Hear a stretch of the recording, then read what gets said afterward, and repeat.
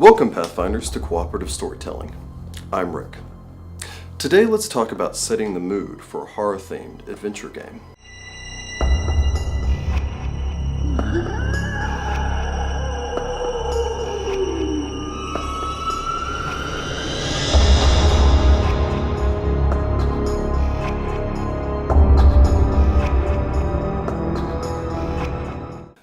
Before we begin, and before you begin planning a horror game, let's cover a vital step first: consent.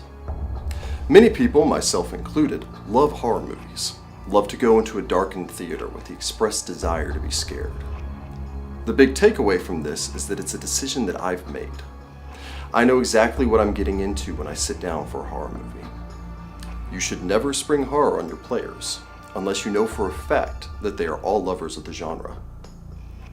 Ask your players before beginning a horror game, and everyone will be happy for it. With that said, let's begin. Horror is a complex genre, and it means a great many things to different people. When you ask a player what kind of horror movie they like, you'll likely get a variety of different responses.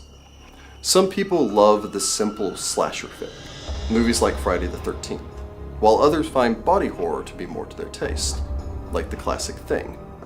Still, some might like a more psychological horror, like The Shining. There is no wrong answer, as this is all just a question of taste, and what kind of horror game you decide to go on is completely up to you and your players.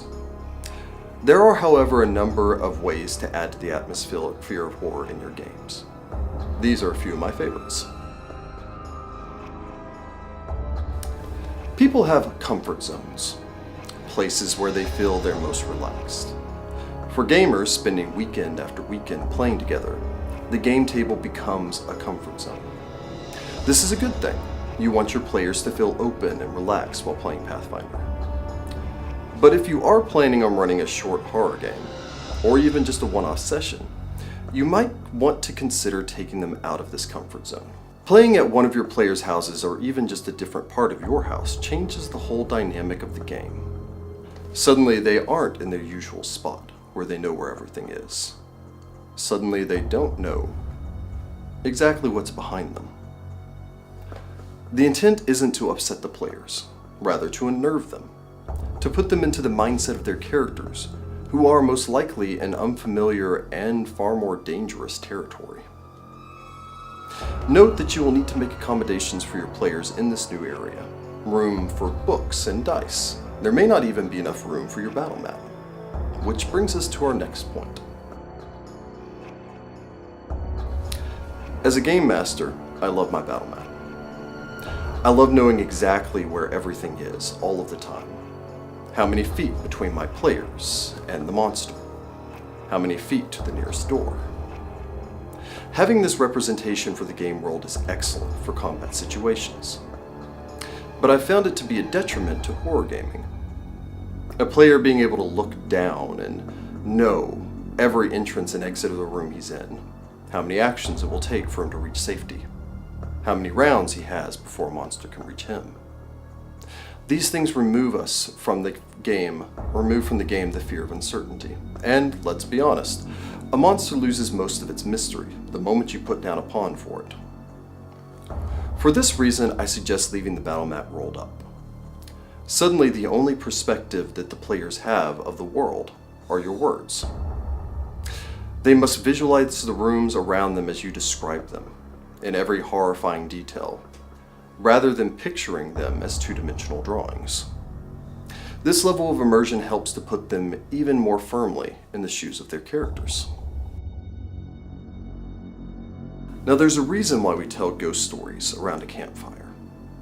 The flickering of the light, the shadows that play on faces, the absolute darkness beyond the circle of friends. All of these add to an atmosphere conducive to horror storytelling. Fear of the unknown evaporates in the light of day.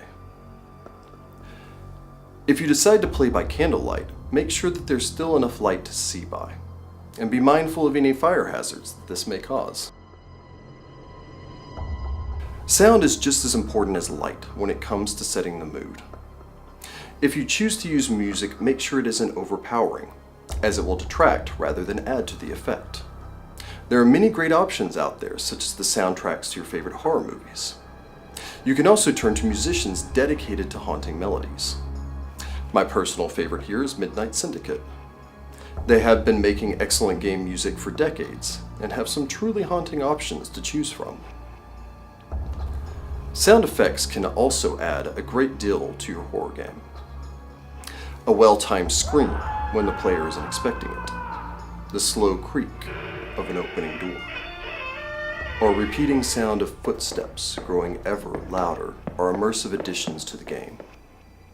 For an option that provides both music and sound effects, look into Syrinscape, particularly the soundtrack for the Skinsaw murders.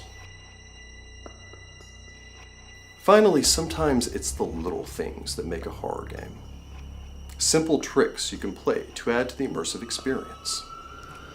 Are your players searching an abandoned house? Try covering all the furniture in your game room in sheets. Make it seem like they're actually sitting in a derelict house. Are they searching an ancient crypt? Why not leave open all of the doors in your house, even the closets, but only have light in your game area?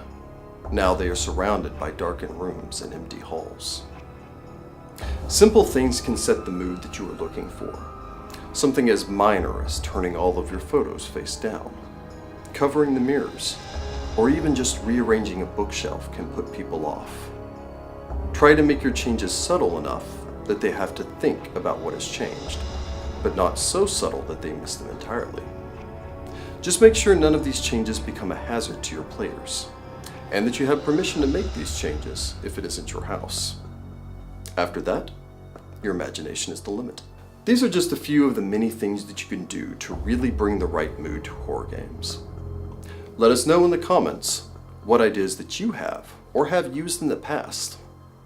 As always, like and subscribe if you've liked this video and like to see more. Good luck, Pathfinders.